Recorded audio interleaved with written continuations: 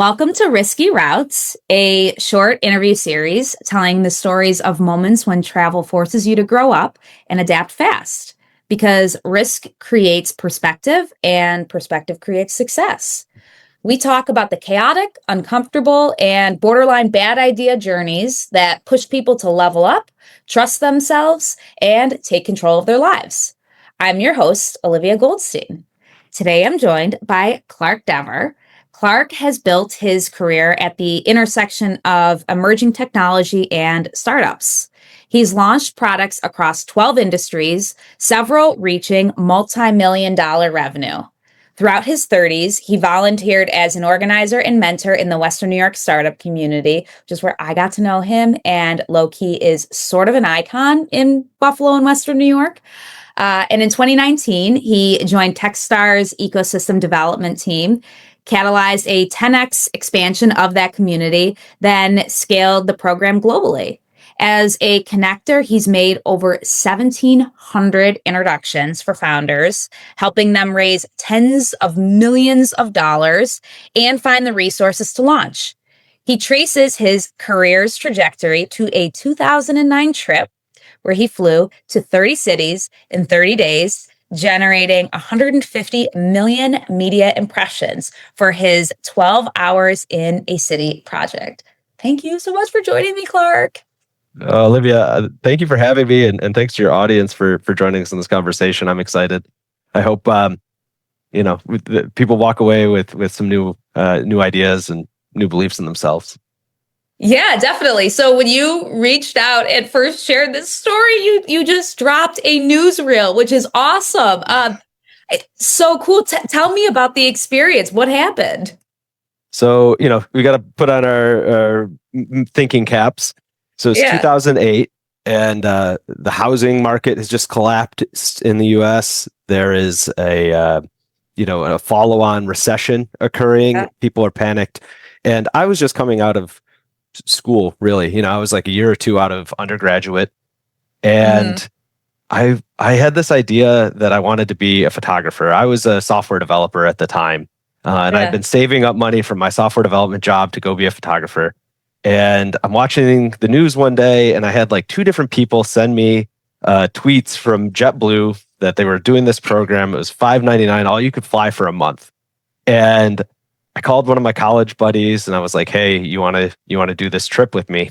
Yeah.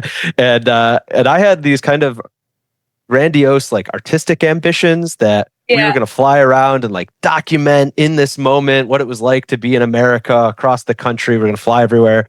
And so I quit my job that day, and I took the money I'd been saving to start my own business, and I put up a blog, and we started tweeting about it. And we lucked out in that Time magazine reached out to us from a tweet in the first day. And so then it was a real thing. I was like, oh, well, I guess we got to figure out the brand and the story. And so we sat on my porch and drank a couple beers and came up with this 12 hours in a city concept. We wanted a name that was short, that kind of captured the gist of the thing and set some guidelines. Now, we spent a little more than 12 hours in most of the cities, but it was really a city a day. And you have to remember that it's not about like direct flights. They don't exist between all of these different cities. So it's a hub and spoke system. So you're constantly, when we're doing the logistics, it was like, I have to go to New York, and then from New York to wherever. I have to go to Boston, and then from Boston to wherever. So we became very familiar with the flight routes.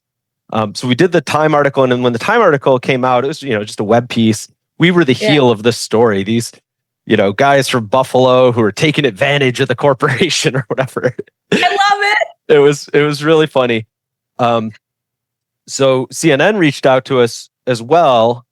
Maybe off of the Time, maybe off of the tweets, but our article with CNN after they did the interview kept on getting pushed back, and it became not newsworthy anymore, right? Because it has to be, news always has to be anchored in a point in time. So it was like 2 or 3 days later, and they're like, hey, we can't run this anymore. But what happened is they sat on it, and then the launch day of the trip, we were the travel section lead, which led to like a whole nother PR wave. Wow. So in between those moments, we had asked a couple other friends to join us. So now there's about 4 people on this trip, and I'm doing all the logistics. I'm calling JetBlue, and I was like, hey, we want to book flights. And they're like, okay, tell us one at a time. I'm like, can I just email you a spreadsheet? And they're like, no, we're not allowed to do that. I'm like, I think you're going to want to make an exception here. I'm like, I have about 120 legs that we need to book. Oh my God. And the woman like calls her manager, and they're like, yeah, okay, send us the spreadsheet.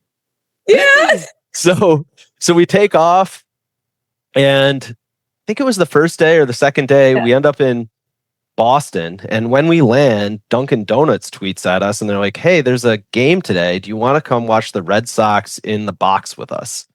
What? And so this was the first moment where we're like really experienced the influencers. Before influencer was even a word, we were proto-influencers. Totally. And so we go to Fenway and we do the thing, and then we end up, one of our friends knew someone on Howard Stern. And so they're like, Clark, you have to call Howard. And so I call into Howard, and you're sitting there and you're waiting, and the guys on the trip are like amping me up. They're like, you gotta like, parry with them a little bit. You gotta give them a little edge. And I end up saying the name of the site, which was 12 Hours in a City, and he called me a douchebag and hung up on me within like the first 10 seconds of the call. So like we blow this thing. So for a long time, that was my Twitter bio line, is that Howard Stern called me a douchebag. I love it. So, but now we're off to the races. And so I am, because he did, our trip was mentioned on his show. Rachel Maddow mentioned us. We were kind of just in the zeitgeist for a moment. And every time we were going to fly to a new city, what we would do is we would tweet about it. I was constantly doing press releases to all the local media organizations for the next day. So we would land, because what I realized very quickly was that our audience were all the people that were just holding on to their 9-to-5 jobs, hoping not to get laid off in the recession. And they kind of wished that they had this. And so my duty as a producer, as a content producer, was to them. But we're traveling across the country. So there's time differences. And what quickly happens is, as we talk about one city, the next city reads about us and they want to show us a bigger, better time. Wow. And so what had this artistic ambition of like, we're going to go interview people and document this moment, quickly just becomes a bar crawl. And it was like a 30-day debaucherous bar crawl across the country. I'm 42 now. I would literally die if I tried to do today what we did then, because we were flying so much. Just the change from going to ground level to altitude to ground level. Yeah. Your body swells and contracts, and add on to that, lack of sleep. At some point I realized that as long as we could get to JFK by 5 or 6 a.m., we could fly anywhere that JetBlue flew in the United States. Wow. And we did end up having to like reschedule some of our flights, which was like a logistics nightmare, because you're trying to get 4 people on a new flight, and then you got to link up with your old flight schedule at some point. But I didn't have any money. I was young and like, I don't come from money. And so I think I started the trip with $5,000 or $6,000 in my bank account. And we're going a whole month. And so to save money, we would fly on airplanes, right? So I would fly out west, do a day on the West Coast, and then take sleep on the red eye back to JFK, so we could take advantage. We'd have to pay for a hotel. Yeah. And so this goes on, and we would be, I remember one night we were in West Hollywood, and it's probably 2 a.m. We're at some bar. A guy I went to college with is the bartender there, and we're crashing at his place. And I'm so tired, and I'm drunk, and I'm trying to do post-production on the images from the day and write a blog post. And I quickly realized, like, oh no, it's 5 a.m. on the East Coast. And so I send off like what I have. I had another, my first manager from my first job agreed to kind of do editorial work and like edit stuff and get it posted online for us. And, I'm like, I was literally one-eyeing, my screen as I'm typing, and I hit send.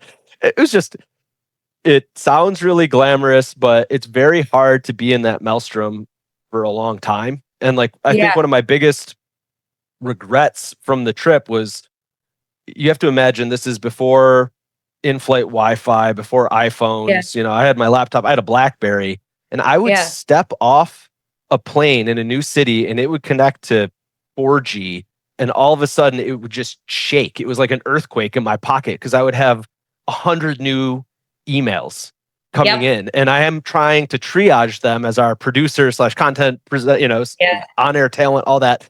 And this nice woman from JetBlue came up to me because they were kind of tracking us around the country because we were getting so much press. Right. And she goes, "Hey, is there anything I can do for you? Anything I can help?" And I'm just like heads down in my BlackBerry. I'm like, "Can you just tell me where the car service is?" And it was like so dismissive and so shitty. And I didn't Yeah. even realize I did it until I had already like walked past her.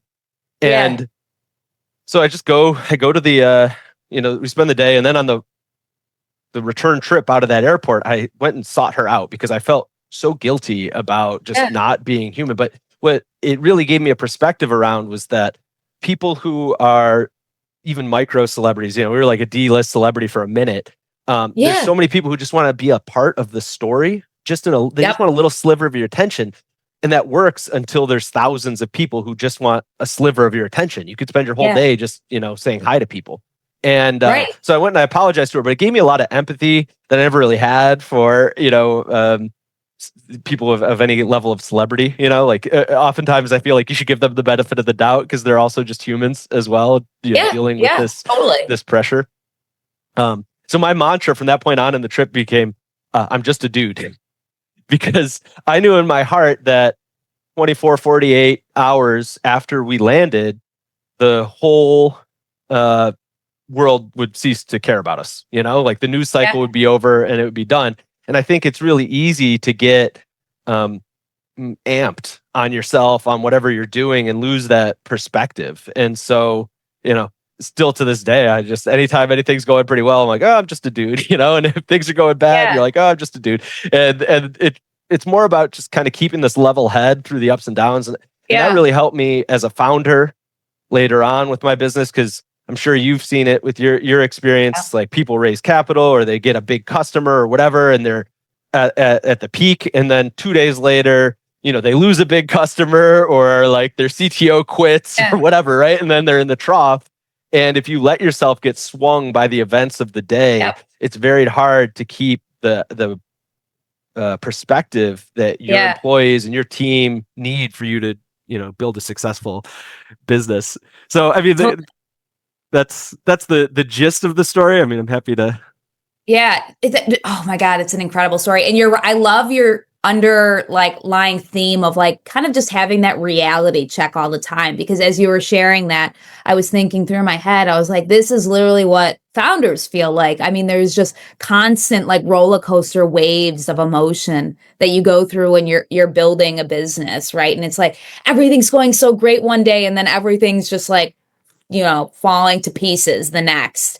And it's kind of like, you should just like, remember you're just a dude, right? You're just like a person, right? And it's, I remember early on in my career, someone told me, they're like, Olivia, just never forget where you came from, right? And it's like something I have to constantly remind myself of too. It's just like, be a good person still, no matter what you're doing, and stay grounded. Like nobody wants to be around like the cocky person, right? And it's like hard to manage, I guess, like even in that situation when you're talking about like you have like a almost like a celebrity level status where everybody's trying to help you, but it's like, how can you still be a human and like honest and real? And it's like, I don't know, at 22, to think that even after you went through that, it just like sought out that woman afterwards and apologized is remarkable, right? I love that.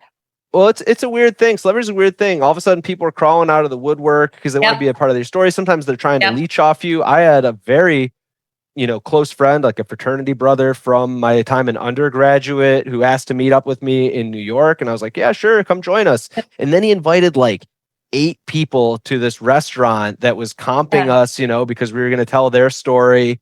And they showed up before us and ran up a huge bill, and it was just like, it was so rude and so disrespectful to the owner of that business. Like I never talked to the guy again after that, like, that's so uncomfortable. And you have things like that happen recurringly. And so again, you see why it's so important to kind of build this friend network of peers that kind of understand, and, and you're going to gain friends and you're going to lose friends, but really seeing people's true colors becomes apparent if you have, these resources in this moment or in your Yeah. life.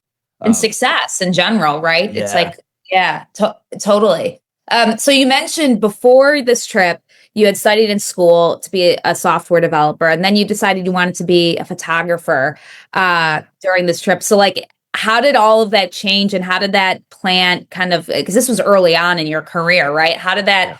put you on the trajectory that you then went on to do everything that you do now?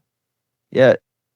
The things that I took away from the trip, number one is if everyone, I mean, everyone tells you your idea is a bad idea, then it's actually probably a pretty good idea, I love it. which is a very counterintuitive thing. But in Yeah. general, your friends and family don't want to see you fail. But also, Yeah. there's like this subconscious bias where sometimes maybe they don't want to see you succeed in a way too.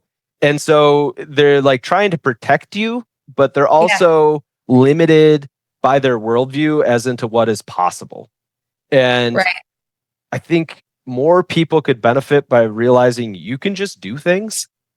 Like you don't need permission, you don't need whatever. And when I look back at 40, the biggest risks that I took in my 20s and my 30s, almost all of them, even if they failed, they're the most memorable parts. There's decades of my life at this point that are not Yeah. memorable at all, that I could barely tell you what happened. Right. I mean, if you were to accumulate all the days, but when I really put it on the line because I believed in something, it either radically advanced my career or taught me a lesson that I continue to learn through this day. And so, or hold on to and apply to this day. Yeah.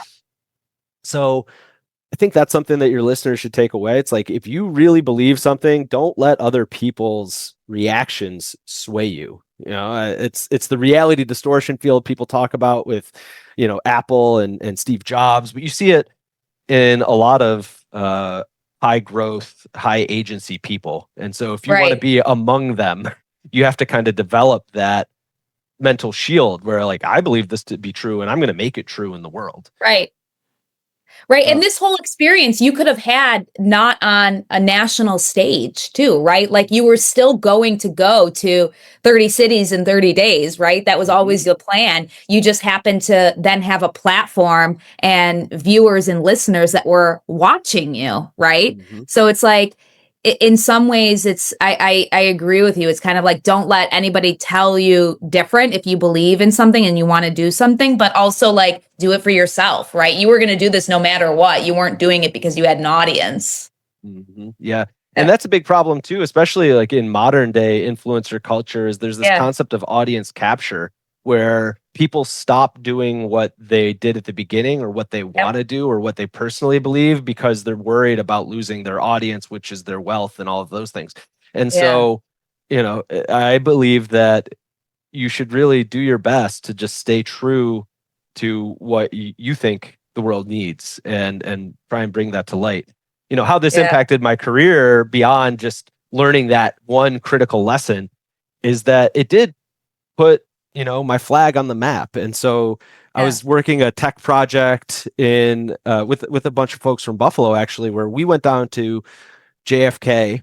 And it was Uh-huh. right after the iPad came out, before there was the concept of mobile device management. I mean, they were literally just, tablets at that point.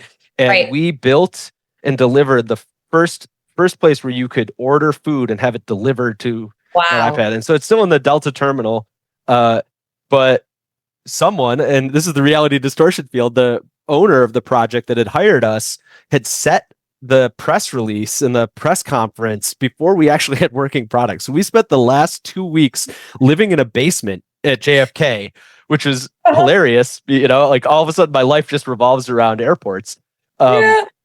but we shipped it literally in the last 48 hours. And this was another like key moment. Uh, the product manager who had like hired me on to do this, he Yeah. taught me this key leadership lesson. And it's basically, if you believe it and you can convince other people to believe it, there was no Yep. way that we should have shipped that product. Everyone wanted to quit. Everyone thought it was failed. And he's like, no, just keep working on it. It'll be fine. We're going to get there. Yeah. And he just You'll figure kept it that out. mantra going. And Yeah. on the night before, uh, I had one of our coworkers, a guy named Robert Mapes, stay home in Buffalo I was like, we're going to get to a point where we're going to need you, and I need you fresh. Like, you can't be on the ground. He was our reserve batter, basically. Yeah. And I called him. The product owner was passing out. Like, he would compile on the computer, fall asleep. I would wake him up. He'd look at it and see if it worked. So I called Robert. It's 2 a.m. I go, I'm going to pass out. I haven't slept in days. I'm going to keep my headphones on. When you have it working, just wake me up. Just yell at me. Yeah, yeah. And that's literally how we got it done. And so we ship it. But the crazy thing is we had been so committed to this project. The gentleman who had been running it and built the team, like, his relationship was on the rocks at that point. It was very obvious. And there was one flight back to Buffalo, on that day when we were done. And I was like, you need to go home. You need to go spend time with your wife and kids. Like, I'm just a young guy. I'll figure it out. So I flew to Rochester because that's where my family's from. And on that flight, I met the CEO and CFO of a company called Vuzix that makes augmented reality and virtual reality eyewear. Yes. And I had met the CEO a long time ago. His name's Paul Travers. Great guy. And so he starts talking to me about my trip. He's like, hey, I think we need some social media help. And I end up, 6 months later, I'm working at Vuzix. And that starts my career in advanced emerging technology. I'm selling to like the Army Rangers, Navy SEALs, doing all this press on the East Coast and West Coast with all the technology magazines. Yeah. And so it's just, again, just being there. I think one of the lessons you could take out of that is whenever you're in an airport, everyone is a qualified lead.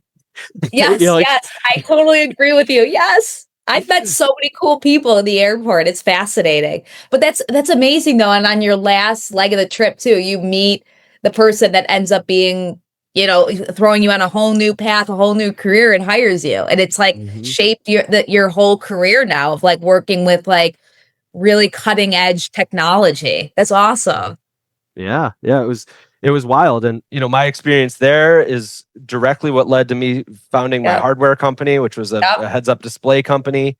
And that led me into building I built a research and development group for a defense contractor from the ground up, so all of these things, you can't connect them together other than in hindsight, but it all started with that trip from JetBlue. Right. Yeah. And it's like, nobody can manufacture, come up with and plan like a career like that. Right. It's about like taking a leap, jumping, and just like, it's all very serendipitous too. That's really cool. What a fun experience. So I have a question. You have kids now. Would you encourage your kids to do something like this? Oh, for sure. All right, cool. Yeah.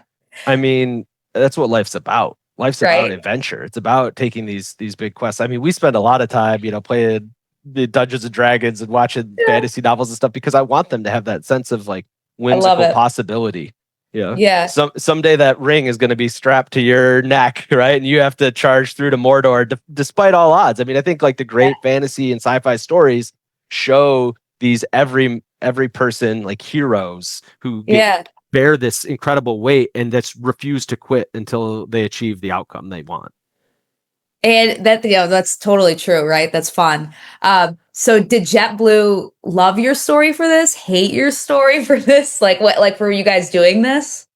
I would say I would put it this way: they loved it because all press is good press, right? And we ended up at the end of it. We end up in Buffalo, and we had done some wild stuff. Jumped out of airplanes. We wrestled alligators in Kissimmee, Florida. Every city tried to one up each other. They never really trusted us in that they wanted to like co-brand the experience, right? Because we were an unknown entity and they were afraid we would fall off the wagon. But they did love it so much so that we got invited down to their leadership retreat. And so I spoke on a panel at West Point the day after President Obama had given an address. So I joked in the panel that he was our opener. And then, but we're talking to their CEO and CFO. And so, it was a good experience in that regard. So fun. It's probably made you an expert traveler too. So what's your one piece of advice for traveling? On-site procurement. Like, don't bring all your stuff. To this day, I travel with one bag. I can do, 3 days on a trip that looks like I'm carrying just my backpack that you might go to school with. The truth is, if you need anything, you can order it on Amazon, walk into a Target, etc. So like packing all that extra clothes is just weight. And, when you look at my career number of flights, if I had waited for baggage claim or checked bags and all those, I mean, it's days of Yeah. my life that I would have spent there as opposed to just getting off the plane and hopping in the car. Yeah, totally. Well, thank you so much, Clark, for sharing your story. That's a lot of fun and a great experience. I appreciate it. Yeah, thank you for having me. And my whole goal again for your listeners is just go out there, do something risky that you believe in. Make the Yeah, world a better, more interesting place. truly. Thanks, Clark. Thank you.